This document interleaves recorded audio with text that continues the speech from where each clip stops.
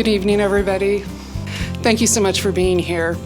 On behalf of the Department of Communication Studies and the Department of Political Science, I'm very happy to welcome you to our event this evening, a town hall discussion about higher education with State Representative Paul Evans.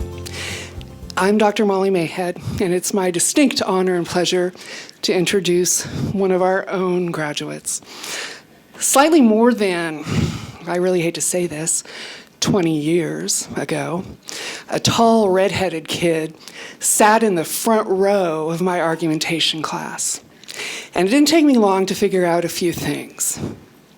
First, he had a mischievous streak, and I had to watch out for him. Second, he was very, very smart, and I had to watch out for that too. And third, I knew that he was extraordinarily smart and would make a difference, a positive difference, in anything that he set his mind to. Once he graduated from Western Oregon, and I'm going to backtrack just a second, when he was at Western Oregon, he was student body president, and during his time, he extended the power and reach of the office of president. So if you're interested in student government, he's the person to talk to. When he left Western, he joined the U.S. Air Force, and his experience there and in the Oregon Air National Guard took him on a number of tours of duty in several global hotspots, including Iraq, Afghanistan, Honduras, and Astoria, Oregon. Somewhere along the way, he found time to serve as a city council member, mayor of Monmouth, a school board member, and he got his master's degree at Oregon State University and has taught at a variety of colleges, including Western, Portland State, and as full-time faculty member at Chemeketa Community College. This is someone who's done a lot in a very short amount of time. He is a poet and a scholar and a writer. He's written a number of books, including Veteran Speak, a manual on how to talk to veterans. It's his expertise in Veterans Affairs that led to his appointment in Ted Kumangoski's administration as Chief Policy Advisor of Veterans Affairs and Emergency Management. On November 4th of 2014, House District 20 elected him as our state representative. This is truly a good friend of Polk County of Western Oregon, and I'm very happy to introduce State Representative Paul Evans. So by raise of hands, before we begin with this whole shindig, how many of you are here because faculty members have suggested that there's extra credit or some potential test involved if you came? Raise your paws. Because we're wolves, we raise our paws. All right. Honesty is important in politics, so we'll start off with that. Tonight, really, I want to talk about 2 or 3 things that are going on and then really open it up to you, where I will try to answer the questions if I know the answers or dance as artfully as I can if I don't know the answers and say, we'll get back to you, which we'll try to do. First, I do want to say coming back to Western is one of the best parts of the job.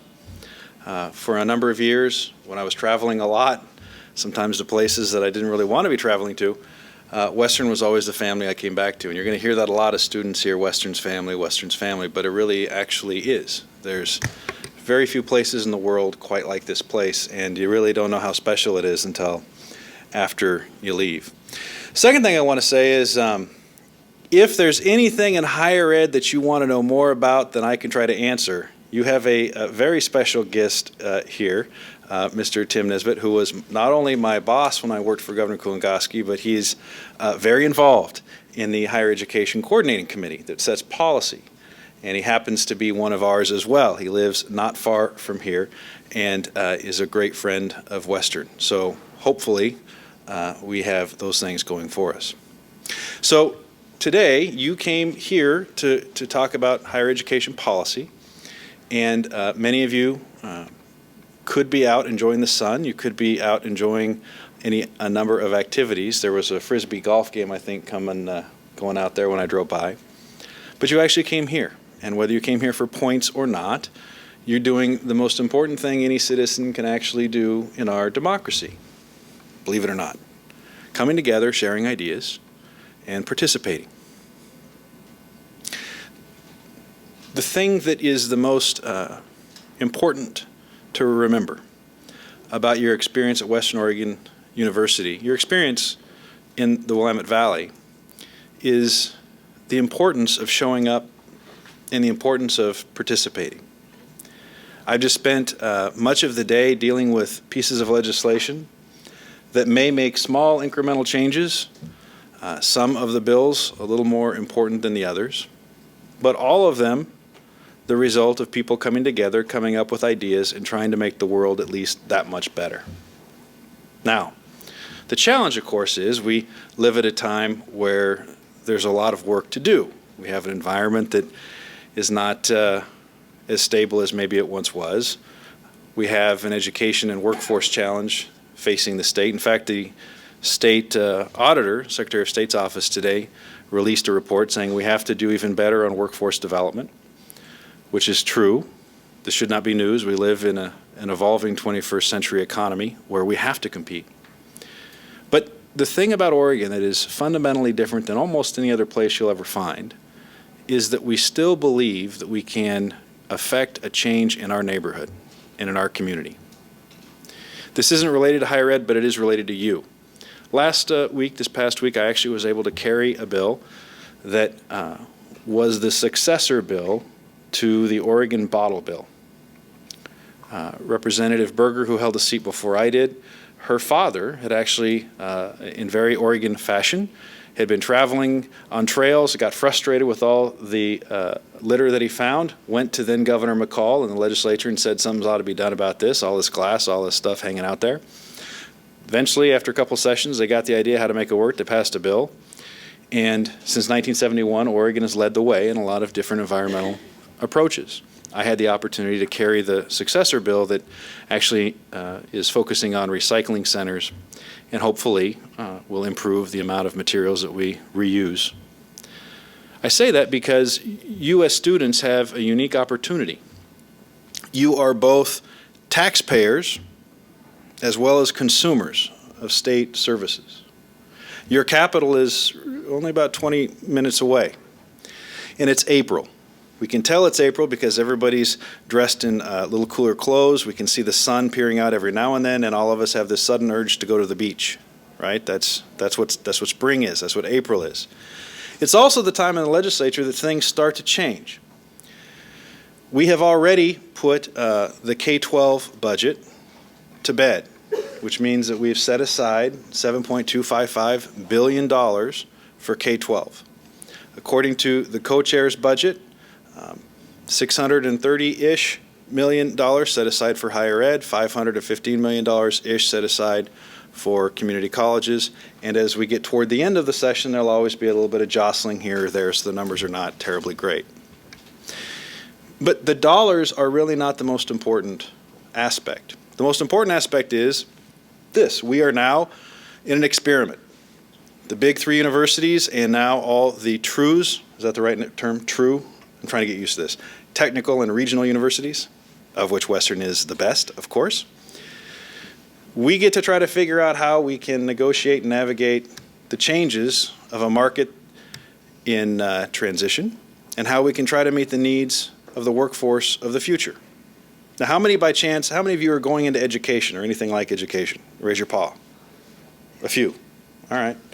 How about liberal arts? How many of you are liberal art folks? You're going to be engineers. You're going to be all types of thinkers. No one else raised their hand on that. All right. General studies, then. We'll go with that.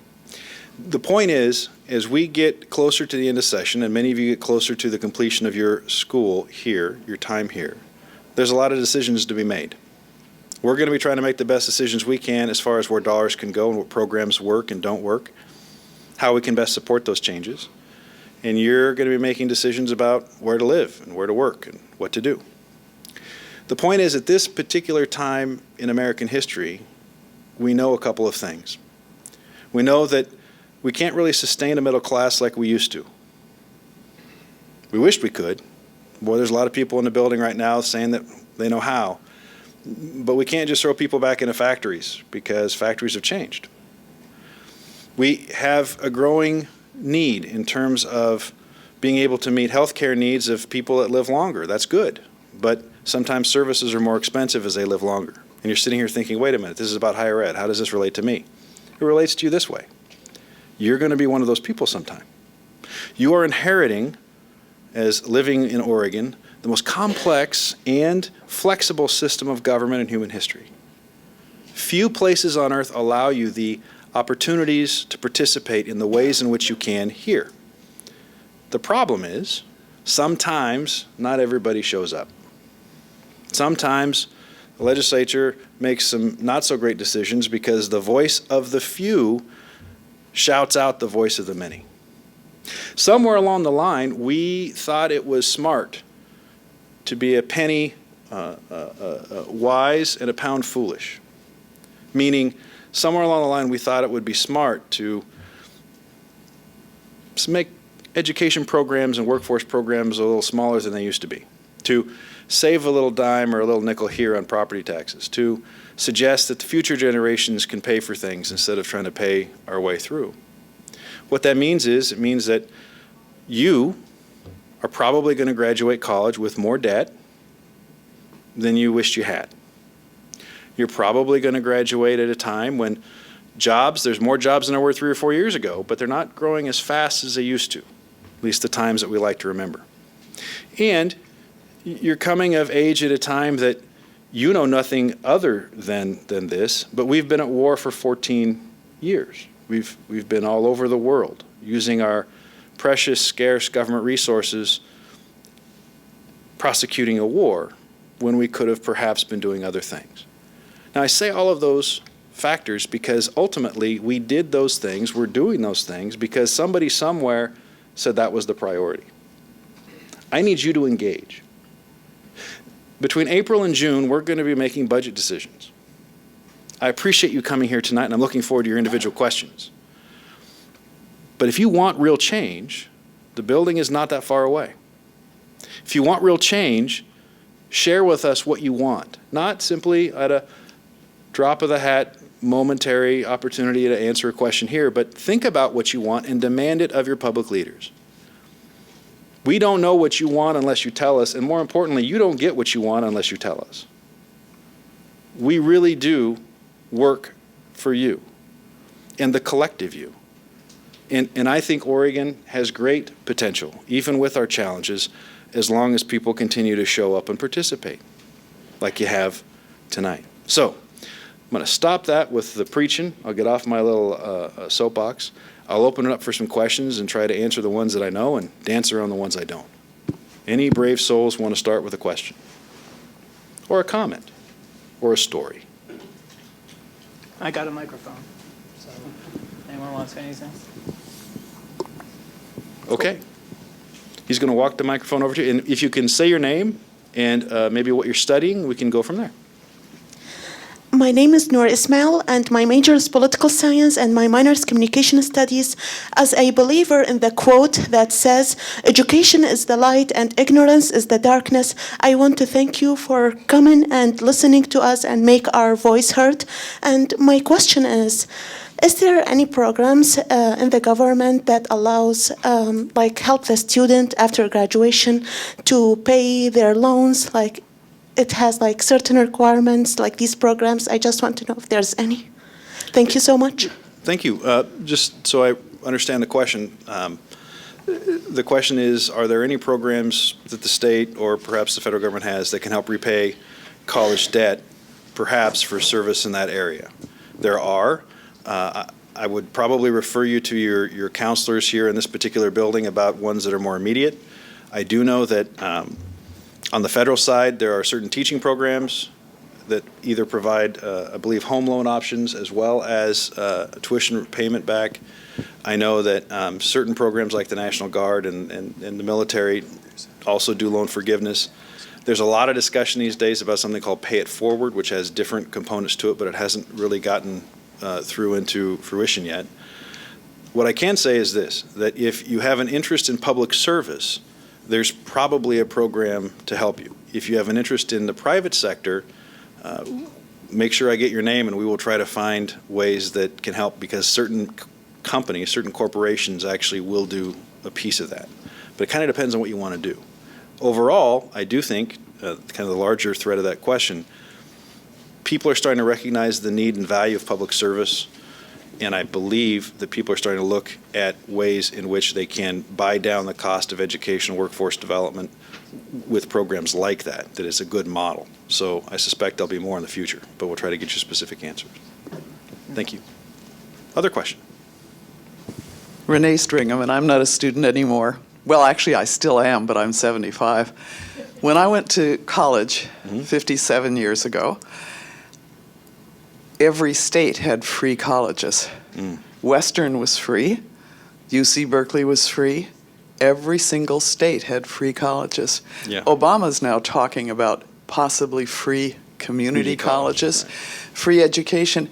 I'm wondering how we can get to the place where education is a priority, where it's not a profit-making thing, where it's a priority for our entire government, especially here in Oregon. I mean, we lead in so many ways. It just seems like, how can we get there from here? Well, thank you for the question, just to make sure I understand the question. Once upon a time, not that long ago, education up through at least a state level of college or university was free or close to free. Not that long ago, when I started college, you could work your way through summer, or you could work through going to school and graduate debt-free. And what happened, quite frankly, is in Oregon anyway, we had this decision that we made in 1990 having to do with Measure 5, which that's kind of a code word, but what happened was we changed the way in which we allocate property taxes. We shifted a lot of the burden off of certain folks that had been paying a fairer share than they are now. We went into a refined Measure 5 with Measure 4750, which basically stuck the growth rate at a percentage that wouldn't keep up with inflation, and we slowly starved programs that had long been the domain of state funding. So, for example, when I went to Western Oregon, 35 to 40%-ish of Western's budget was from the state. Nowadays, I'm not sure if it's 15 or 20, I assume somewhere around there. And we basically priced ourselves in many ways out of doing that. Now, I think the real answer is we can look at the history and we can say, boy, we wished we would have done this or that, or we shouldn't have done this or that. I think there's a fundamental choice. Are we going to settle for a second-rate Oregon, or are we going to have a vision of a better Oregon? And My Better Oregon does four things. My Better Oregon guarantees opportunity, not success, but opportunity. Everybody should get a shot. Access through education and workforce, I think, is that shot. I think Oregon should provide for a safe environment, safe air, safe land, safe water. I think that's actually good business sense as well, because at some point, businesses probably don't want to be in areas where the air chokes their workers and the water is polluted. Third thing is, I think Oregon should always make sure to protect our basic rights to think, to act, to live without fear, and sometimes in this society we kind of focus on the fear. And the fourth is we need to figure out a way to promote the future while providing in the present. To me, education is not just a program area. My belief, which has been said by people much more eloquent than me over the years, is that basically from the time you're 6 till the time you're dead, you should be either preparing for work or working. And even in retirement, still working in a way that gives back to your community. Education is the thread through all of that. And it is, to me, a great frustration that we spend so much money on corrections. And again, I'm not saying we shouldn't at this point, but we don't have a vision yet, I think, for Oregon that's down at the grassroots level of what our education system is supposed to be producing. There's some great innovations going on in education. There's some great innovations going on with community colleges, workforce development. There's, I think, some great things happening at universities, Western chief among them. But I don't think yet we have figured out a voice that can explain what all of that structure and system is supposed to produce. And I don't think we're going to get to a point where we have education that's more free or more affordable until we have a vision that people will be willing to open up their wallets to support. And just from a policy perspective, I get frustrated sometimes when we incrementally go to the voters and say, well, we need this for this, we need this for this. And, you know, I've been involved in that process myself. We had to go to the voters to get bonds to help make sure that Independence Elementary School would survive a seismic event. We didn't want dead children. But that did nothing for the long-term vision of how are we going to make sure that we can provide the best education possible? How are we going to compete? So my answer to your question is this. I think first we have to have the vision. The vision should, in my mind, should be Oregon should be the oasis of innovation. We'll never, and we shouldn't try to get into the competition with the rest of the world as far as the cheapest manufacturing rates, because I don't really want to get into the spiral to the bottom. I'd like to be the place where we have the sense of community, the workforce development, the academic and technical supports so that the next best idea is produced up for the first cycle, and then maybe it is somewhere else produced mass, but that money is then reinvested for the next best idea and the next best idea. And then I think you actually can show that education is an investment not just for what's right, but an investment for good business sense. The good news is, I think in Oregon there is a growing consensus that we need to have better. The bad news is I'm not sure that that vision has reached Joe and Jane Sixpack taxpayer yet. And I think that's my job. My job is to help be a conduit for that, because at the end of the day, if you want to look at when the United States was best, or at least by most of the metrics, it was in an era where people could get that education for relatively free. They could figure out what their talents were, and they could actually maximize and optimize them. And that is the frustrating thing right now. And in many ways, this is my first session, and though I've watched the legislature from outside before, trying to put the budget together and seeing how much we could be doing but we can't because of the requirements of the moment in terms of the cost is very frustrating.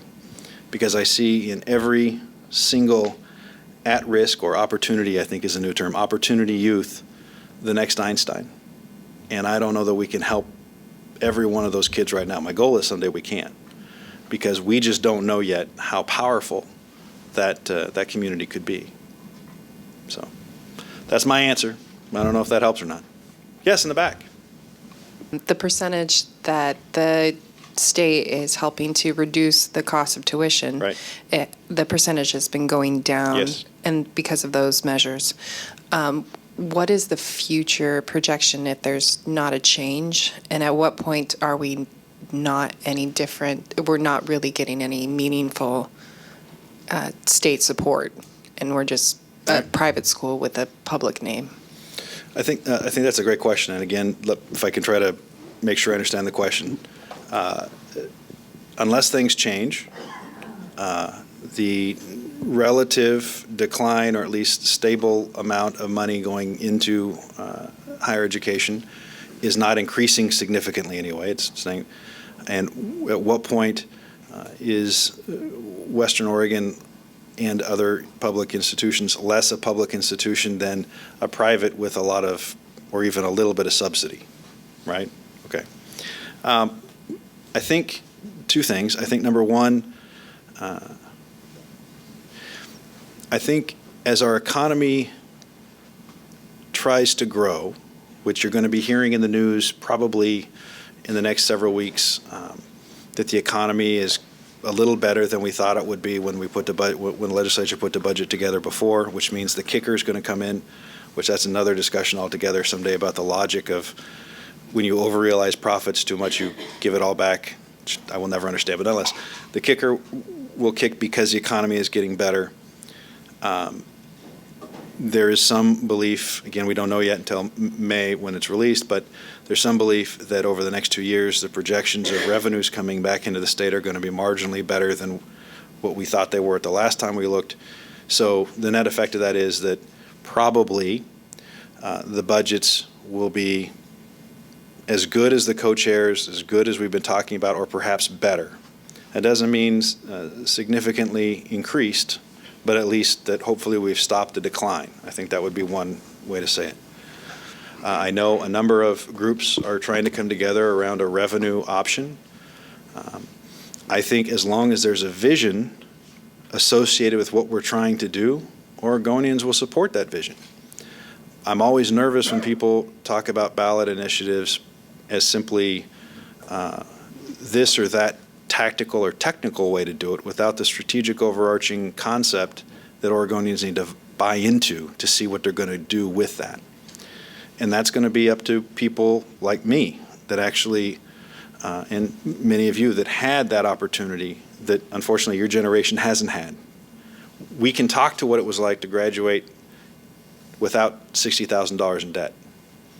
We can talk to what options we had that current students don't have. We can talk about the importance of education and why we should be building, in my opinion, twice as many universities for every prison we build.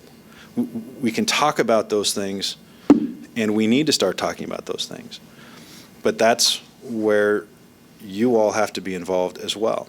Because for too long, just laying it out there, for too long, students are generally thought to care a lot while you're in college, but then you go into real life and then you kind of check out for a while.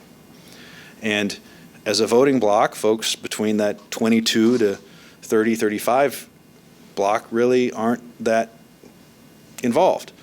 And again, not that you're not cared about, but in a building where there's finite resources, the loudest voices get heard the most, and the loudest voices sometimes get the most investment.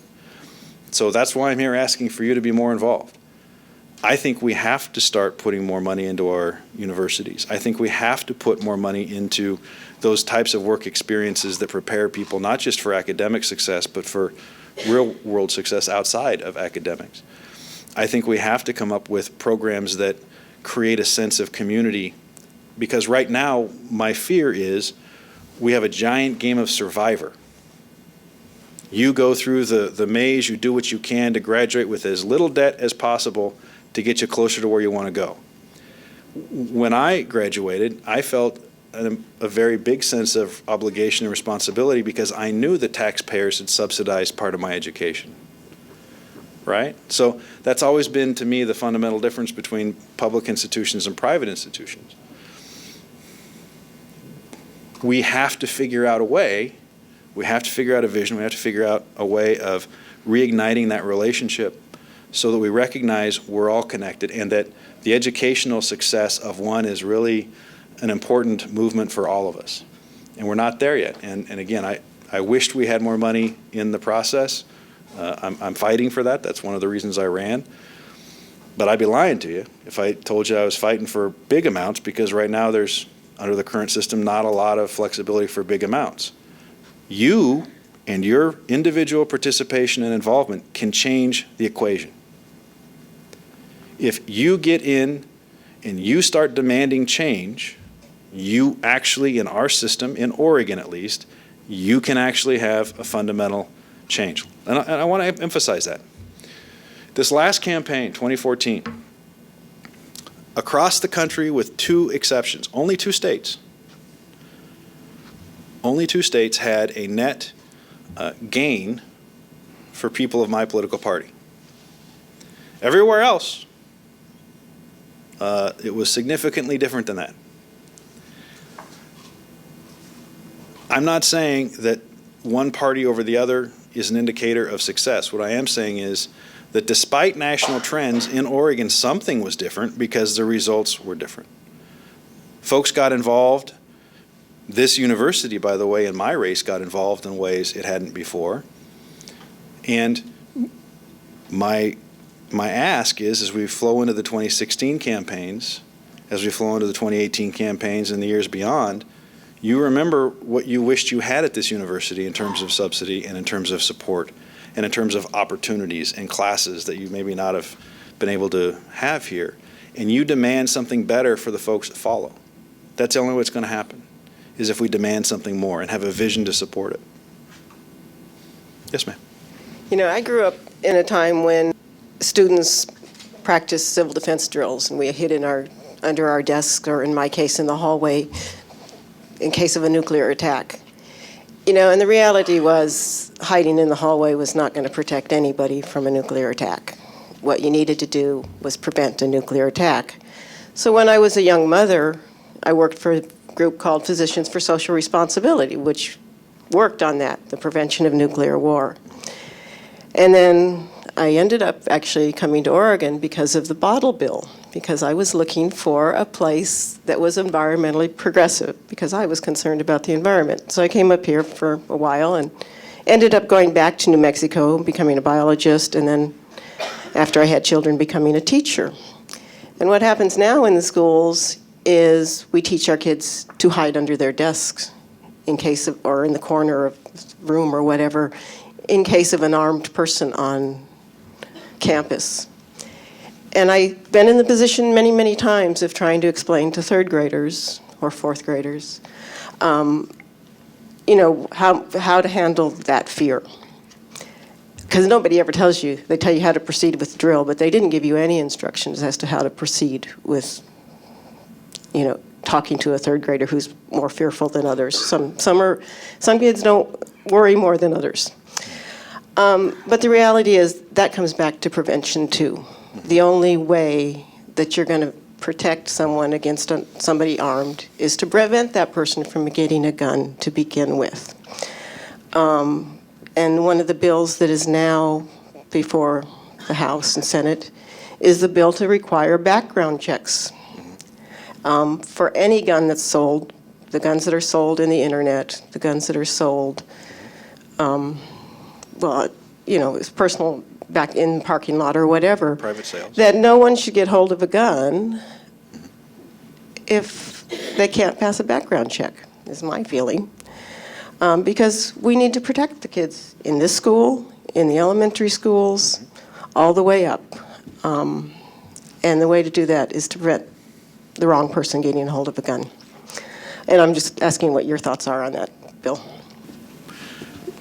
I'm on record supporting background checks for all sales. The problem right now with that particular bill is it isn't just about sales. It also includes something called non-sale transfers.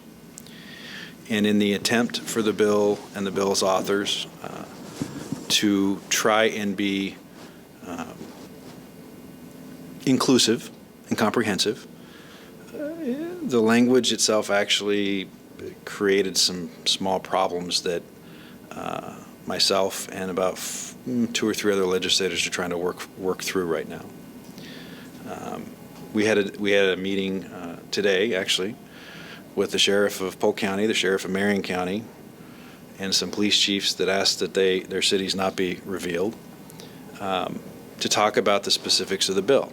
And the fundamental choice that right now the bill offers, as written, is it may save lives, but there's no money for enforcement, and the chiefs and the sheriffs are greatly concerned. In fact, the 2 sheriffs are publicly opposed to the bill because it's one more thing that they don't know how they're going to enforce because of the way it was written. This is a very personal issue for me. As a veteran who spent much of my adult life anyway trying to defend all of the amendments in the Constitution, much has been made about some writings that I provided having to do with the Second Amendment. And there's a particular group in the state right now that is, in some weird way, trying to influence my vote by threatening and by reminding me of my responsibilities to defend the Second Amendment, to which I remind them that there are more than just the Second Amendment and that I actually understand my duty to defend the Constitution. They get a little bit weird when I ask them if they've actually served, but that's a different story altogether. Here's what I know. I know at the end of the day, the negotiations on this particular bill are not yet complete, so I'm not going to tell you where we are on that. What I will tell you is that there is widespread, if there is a universal understanding on this bill, it's that not only do legal background checks for legal sales need to be accomplished, which again I have committed to, but that no matter how good a law is, until we have a mental health system that actually provides the kind of care we need, that a law alone will not do a great deal. Now, I'm willing, in certain cases, to support a bill if it will save even one life. So I'm not saying that it's a cop-out that one's more important than the other. What I am saying is, sometimes in our current political system, conflict drives the train. And we get so focused on this side and that side that a symbolic victory that may not do a whole lot eats up all and consumes all the political energy, when in fact there is a solution that would actually save a lot of lives that isn't brought up. My commitment to you, and again, you can look at my record, you can look at my writings, is that I believe a comprehensive solution is necessary. I believe that we need to have a mental health care system that was abandoned, by the way, under the Reagan era. We need to rebuild a mental health system that makes sense and actually treats people where they're at. We also need to recognize that our societal cushions, our relationships have changed, and that in a bad economy, what might have once made a person mad enough to go kick his dog now may make a person mad enough that they go shoot up someplace, and that we can find smarter solutions to what we have. So here's my reply to the answer. I'm not only interested in 941 and trying to find a solution for that, but I'm far more interested in finding the actual ways that we can resolve preventing crisis and preventing long-term catastrophic expensive care for folks that we have ways to prevent. Example, I introduced a bill called House Joint Resolution 23. House Joint Resolution 23, if you're on the internet, you can look it up. It actually has a friend of mine's name on it as the author, but it would be a local option levy if it could get to the ballot. It'd be a local option levy that would provide funding for school resource officers, for school counselors, and for school nurses. Because when we look at school shootings specifically, a lot of the kids that are involved in those things, had there been adequate support beforehand, would never have A, gotten a hold of a weapon, or B, terrorized their peers, and C, quite frankly, might actually have been saved. So my concern about the 941 fight that's going on right now, and for my political science professors that remember the the Political Spectacle by Murray, I think that we are practicing that spectacle, and that a lot of energy is being focused on this particular fight, and that's fine. But I have a commitment to you that underneath that fight, the real work needs to continue, and I'm committed to doing that real work. The sheriffs and the chiefs and I all agreed that we will continue working during the interim on mental health investment strategies, as well as on finding the models that actually make sense and can do exactly what you said, prevent those catastrophes. My name is Nicholas Haugen. I'm a psychology major, communication studies, and organizational leadership minor. Something all of us students are very familiar with is the rising cost of tuition every year. Luckily here at Western, we do have some very good programs that have helped to reduce that. Recently, I was able to actually go down to the Ways and Means Roadshow in Springfield, and unfortunately, I did not get the chance to testify because they did run out of time. That's all right, I'll tell them. But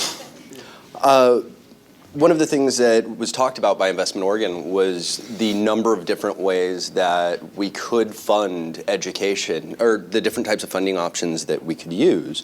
And my question for you is, what do you see as the best, not necessarily short-term, but really long-term way of, or direction that should be gone in for those programs that doesn't really leave the students choosing between whether to pay for their books, rent, or their groceries for the next week?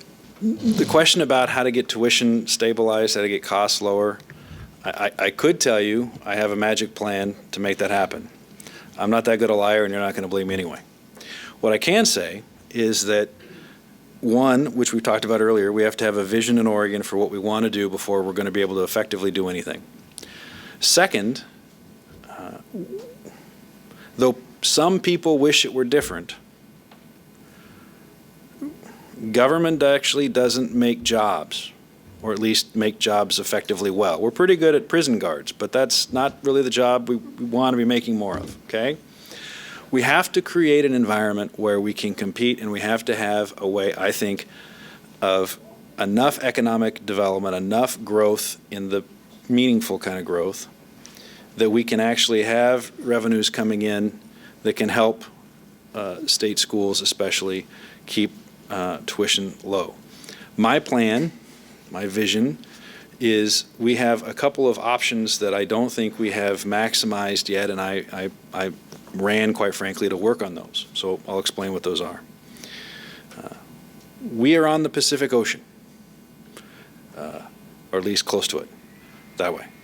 On the other side is this big place called the People's Republic of China that likes our hazelnuts, that at this point not always can tell between, or at least some consumers in China cannot always tell good wine from Kool-Aid, but we're working on that, and a place that has potential for a number of crops that we can produce in ways that most other places really can't.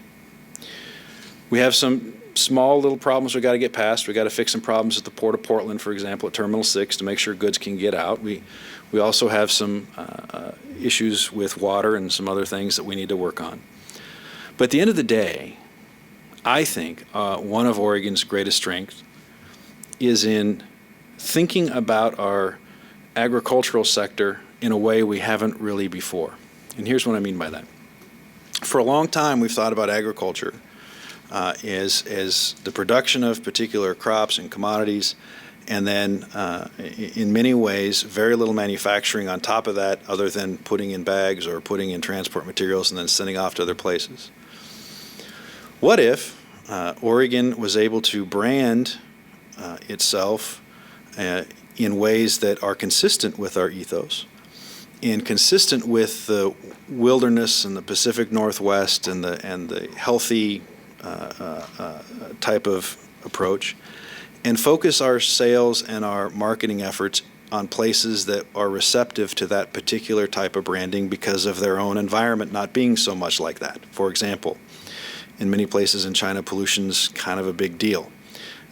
There are a number of ways I think we can maximize that. So you say to yourself, all right, well, he's talking about trade, he's talking about agriculture. How? Here's how. How many of you watched the movie Wild? Not long ago, kind of important. All right. Here's the really cool thing about Wild. It was filmed in Oregon, most of it, and it was done in a way that actually had a particular relationship with Danner boots. Remember the boots that she was wearing in the movie? Yeah, well, Danner actually made that type of boot, a special type of boot, and did the whole packaging thing around kind of what it would look like in the 1970s or whatever. And according to some of the folks that we're working with on some of our bills in the film and video office, China, even though perhaps I guess there's a lot of mountains to climb, but I don't know that everybody goes climbing, they're buying boots to beat the band because they think that boot connects them to this wild place and that natural wonder. And what I'm trying to say is if we're smart about it, I think we can come up with a strategic vision for our economic development that at least in part leverages tourism and film and video of our great Pacific Northwest with particular targeted products and marketing that are made in the great Pacific Northwest for maximizing the value of some of those crops. Instead of thinking how we can compete for the lowest dollar or the lowest competitive price for production, I think we move aside and recognize that in the emerging markets of Asia, there is a niche. There is a place that wants high-quality, natural, wonder-oriented type products. And I think that will help us if we're smart about our investments, because we can't do everything. But I think that type of trade is a way to help raise revenues in a way that actually would have an impact upon tuition, would have an impact on what we put in schools, would have an impact on infrastructure. It's going to take a few years to get there. And it is a little bit different than what kind of the approach that some have had. But in economic development, sometimes we get forced into thinking we need to chase down the next best thing and try to find them and bring them here. Or we can try to grow and become an incubator for ideas that are already here, from producers that are already here. I think both of those have value, but what we have not really tied into it is this world of social media and this world that now ties us together through film, video, YouTube, et cetera. So I'm very excited about the possibility of that. And we actually have a bill that works to extend the sunset, allow a little more money for people that want to film films to come here. And we're working with the governor's office on trying to figure out how we can figure out a way to A, get film and video locations beyond just the Portland area, and B, how we can optimize and maximize specific manufacturing and or agricultural products and or maybe even timber products that we can at the high cost or at the high end in terms of value instead of at the low end where it's just really hard to compete globally because of labor costs, environmental costs, everything else. So it's a different approach. I think that the Danner Boots story, you don't base your entire economy on one thing, but the trends in terms of an increasingly connected world and social perspective in our world, I think is proof that there are some opportunities there we just haven't maximized. So that's where I'm putting my lot, and that's what we're trying to do. Other questions? So my name is Elizabeth Aldrich. Howdy. I'm a political policy major with emphasis in human resources and communication. God bless you. Thanks. So my question is, I just recently moved from Colorado, and correct me if I'm wrong, but isn't the legalization of marijuana, that those taxes directly going towards education funding? So is that something we're going to be implementing here? I mean, not to bring up a controversial issue. First of all, thank you for moving from Colorado. Second, when it comes to marijuana and the revenues from marijuana, there's 2 or 3 things we have to sort out. Which, by the way, my long-term strategy, once the federal government decides that marijuana should be legal, is to export every piece of marijuana we can to China, to Singapore, to Vietnam, to every place that has money to spend so they can become less productive and happy, so we don't have to fight a war and we can gain. But that's a different story. So we have 2 pieces to it. Number one, when the measure was passed, there were specific, it was written in a certain way that money would go to, I believe, the Common School Fund. Is that correct? I was confused on that. I'm looking at Tim for clarity. Common or the other one? Anyway, it's the one that has less flexibility. Let's just say that. In talking with the writers, they thought it was one, but it wasn't. So there's some mechanical aspects of where the money goes to. But even if it went to the right fund, some of the money goes for local law enforcement, and then some of the money goes straight to the state general fund for distribution. Now, truth in advertising, a lot of that would still go to education. However, here's the problem with the marijuana piece right now. In Oregon, and I'm sure Colorado and Washington had similar challenges, but in Oregon, we've had medicinal marijuana for a while. And what I can only say is a staggering amount of glaucoma among Oregon. Remarkable, actually. So trying to figure out a way to literally bring a commodity that has been a black market commodity, which from what I'm told, one of the best growers, I guess Oregon marijuana is pretty good, but nonetheless, a black market economy into the mainstream has really 2 or 3 problems. The first one is we have the medicinal marijuana piece, which is insurance paid and not taxed. The legal recreational marijuana will be taxed.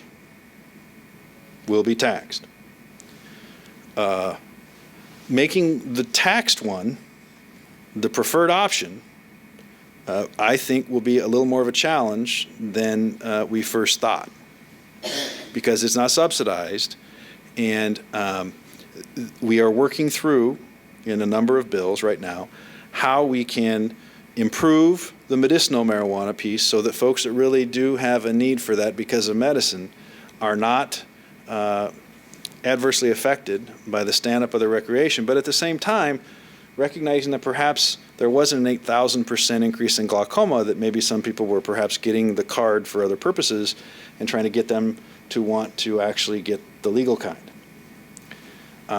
How that plays out will affect really the revenue stream over the long term. Now, the other piece is there's some concerns that actually we've looked at Colorado as what you've had to deal with. Because the federal government doesn't recognize the legality of this market yet, there is a great concern about folks walking around with very large bags of cash. They can't go into a bank or a credit union because that would be laundering, because it's still technically illegal according to the federal government.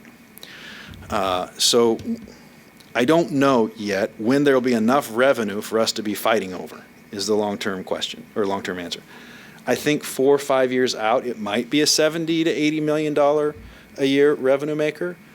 But I think before we start counting those chickens, we really got to make sure that we figure out the policy first, because just in discussions even this past week about the mechanics of this, local governments have a great deal of concern. And the other piece is, while OLCC, Oregon Liquor Control Commission, will be overseeing this effort, there's a number of medicinal marijuana places in certain parts of the state that have popped up overnight. Some are and some aren't. And they are anticipating transitioning into the recreational side once it's legal, but not sure that that's actually going to work the way they think it is. So short-term answer is I don't know how much money there will be for education. Long-term answer, I suspect a good portion of it will be fed into education. But in the first several years, I suspect that a little more than they planned, the authors that they got to pass planned, will go toward local law enforcement, or at least local implementation of how we have the medicinal next to the recreation in a reasonable way. Does that make sense? It's going to be a little bit of a complicated ride. But again, 10 years from now, China, watch out. We'll be sending it your way. Any last questions? I'll let you finish up the evening on one of those third rail questions, but you brought it up originally, and that's the kicker. Yes. And just for the edification of the students in the room, it sounds great if the economy is good and the personal kicker kicks. That's going to actually harm them here at Western, because there will be less money allocated to higher ed.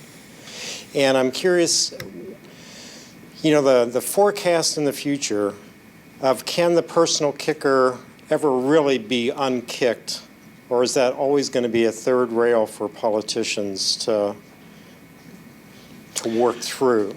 Number one, you've heard the term kicker. The kicker was developed at a time, you're not going to believe me, but you can look it up, at a time when the Oregon legislature, because of timber harvests and other revenues, was parking $400, $500 million a year in unusable surplus in the budgets. I know, can't believe it, but it happened. The legislators, thinking to themselves, aha, we see what's going on down in California with what was at the time called the Sagebrush Rebellion, said, we can't have every other year this amount of money here. People are going to wonder why we're not doing other things, and they're going to want it back. So here's an idea. I suspect alcohol may have been involved, and a lot of legislators were thinking, let's come up with something so confusing that it'll never happen. Ha ha, wink, wink. So they passed at first into statute, not into the Constitution, but into statute, this idea that if revenue projections, unfortunately it's not about spending, it's about revenue, if revenue projections exceed 2% of what you plan on coming in, then everything more than what you planned goes back to the taxpayers. Now, once upon a time, that was a statutory rule, or it was a law, which means statutes are not tied into the Constitution. Legislatures can modify that from time to time. It was also, at the time, I believe, a deduction, not a credit. So when you're doing your taxes, the kicker from the previous year would be helpful. It wasn't until a very enterprising, soon-to-be one-time U.S. Senator came up with the idea of sending checks back and locking it in the Constitution did it take on quite the political consequence that we have today. especially in an era where sometimes we have pennies but we don't have dollars. So the kicker as it exists today is one of those weird things where in an economy, let's just hypothetically say like ours today, that is getting better but not great, but gets better just enough to go over the 2%, money that's exceeding what was originally planned goes back to the taxpayers, even though the economy isn't growing fast enough, or at least isn't projected to grow fast enough, that that money wouldn't be felt. It isn't such good times that we can kick back $340 million and say, oh, it's all fine, not a big problem. So we're kind of in that a little bit too good, a little bit too bad kind of environment, which is not unknown for Oregon. Now, the other thing is that the kicker, it relates to this biennium. Because as we're doing the end of the year where we're at,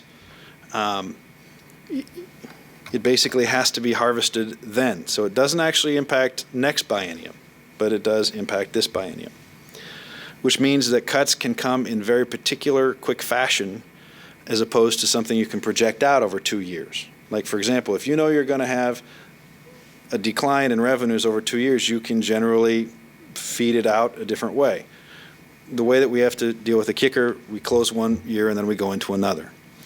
What that means for you, quite frankly, is that if the kicker does kick, which we suspect it will, you may get a check for 60 or 70 bucks, maybe. I don't know, maybe 40 bucks, whatever. But that 340 million plus or minus may require that some public institutions, I don't know, like Western, may have a larger hit than that in the aggregate, so you actually end up either paying more for a particular item or a program may go away. It's just the weird thing that we have with the kicker. Now, the question is, is it that forever the third rail?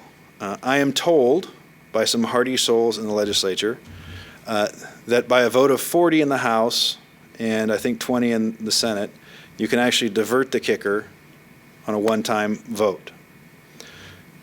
Getting 40 people in the House to vote for that, however, I think is maybe roughly the same odds of winning the lottery tonight, but there are 35 Democrats and 25 Republicans, and I think maybe 1 or 2 Republicans could get there, but I don't see 40 in the mix. What that means to me is I think for this year, I don't see the kicker actually being kept. I see the kicker, if it kicks, going back in small checks to you. Unfortunately, you getting that small check in the aggregate takes away from the purchase power of what it might have been in a program. Does that make sense? So, bottom line, someday, perhaps, you will have an opportunity to amend the kicker. Many of us, myself included, believe we should do something with the kicker, the personal kicker, kind of like we did with the business kicker, as far as rainy day funds or savings or something. That really, if people say we should run government like a business, I don't know, let's actually perhaps do that, as opposed to, hey, we overrealize things, all the money goes back, and then we have to cut programs. Never made sense to me. But at the time, I'm told by folks that were involved in that process that they thought by having that on the books that it would prevent a ballot initiative that might take more stringent approaches.